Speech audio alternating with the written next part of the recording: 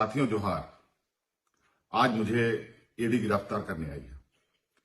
दिन भर हमसे पूछताछ करने के बाद, समय बिताने के बाद सुनियोजित ढंग से मुझे गिरफ्तार करने का उन लोगों ने फैसला सुनाया। और किस विषय पर? ऐसे विषय पर जो चीजें मुझसे जुड़ी ही नहीं है। मुझ पर 8.5 एकड़ जमीन का मालिक होने का इनका दावा है और भूयारी जमीन क्या, जो जमीन कभी बिकती ही नहीं और कहीं सबूत नहीं मिला।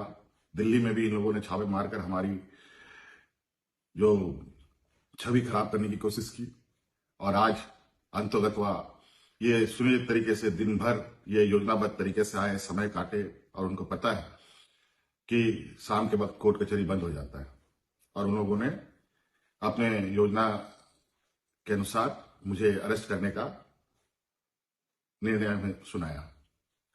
मैं कोर्ट के निर्णय पर बिल्कुल सर्वमान्य के साथ उसका सम्मान करता हूं।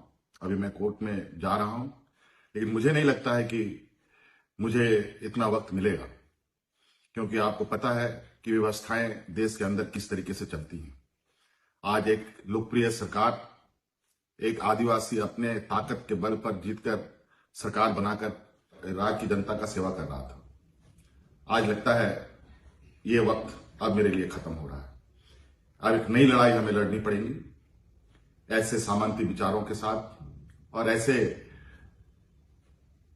तंत्रों के साथ जो निर्दोष लोगों को, गरीब, निरीह, आदिवासी, दलित, पिछड़ों के ऊपर जो अत्याचार करते हैं, उनको मजबूत भी करेंगे और उनके लिए संघर्ष भी करेंगे। आज मुझे संभवतः ये लोग अपने कब्जे में ले लेंगे, मुझे उसका चिंता नहीं। शिबू सोरेन का मैं बेटा हूं। संघर्ष हमारे खून में है और संघर्ष करेंगे, लड़ेंगे, जीतेंगे भी।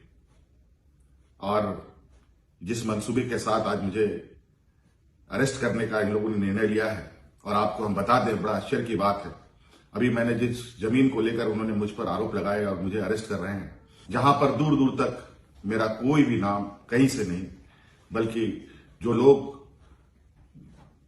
जाली कागज बनाकर और जिनके फर्जी शिकायत के आधार पर मुझे आज गिरफ्तार करने का एक षड्यंत्र रचकर ये कामयाब हो रहे हैं। और मुझे पूरा विश्वास है आज नहीं कल सत्य की विजय होगी।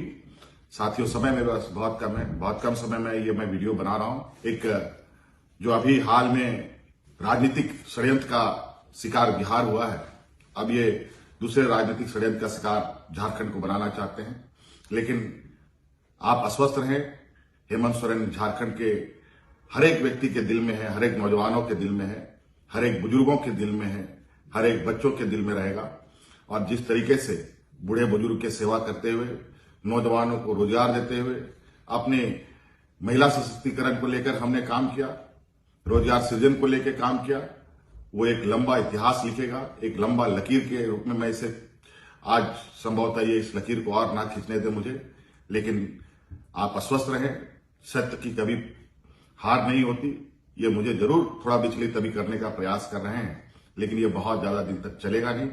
लेकिन जब हम अगली लड़ाई के लिए तैयार होकर आएंगे तो इस मजबूती के साथ आएंगे कि दोबारा इस तरीके के षड्यंत्र करने वाले आगे से इस तरीके के कदम उठाने से भी हजारों बार इनको सोचना पड़े। धन्यवाद साथियों, जोहार। और कल सुबह अखबार के माध्यम से, टीवी चैनलों के माध्यम से संभवतः आप सब लोगों को इस बात की खबर होगी कि आज हेमंत सोरेन गिरफ्तार हो गया और हमारे जो विरोधी लोग हैं वो अपने नापाक इरादे पर जो अभी कामयाब हो रहे हैं, इस पर अपना पीठ थपथपाएंगे। और मैं जानता हूं झारखंड की जनता काफी संवेदनशील है और कर्मठ है, और हम अपनी ईमानदारी के साथ अपनी लड़ाई को जारी रखेंगे। और मैं उम्मीद करता हूं कि हमारी इस लड़ाई में आपका भी पूरा सहयोग मुझे प्राप्त होगा। धन्यवाद, जोहार।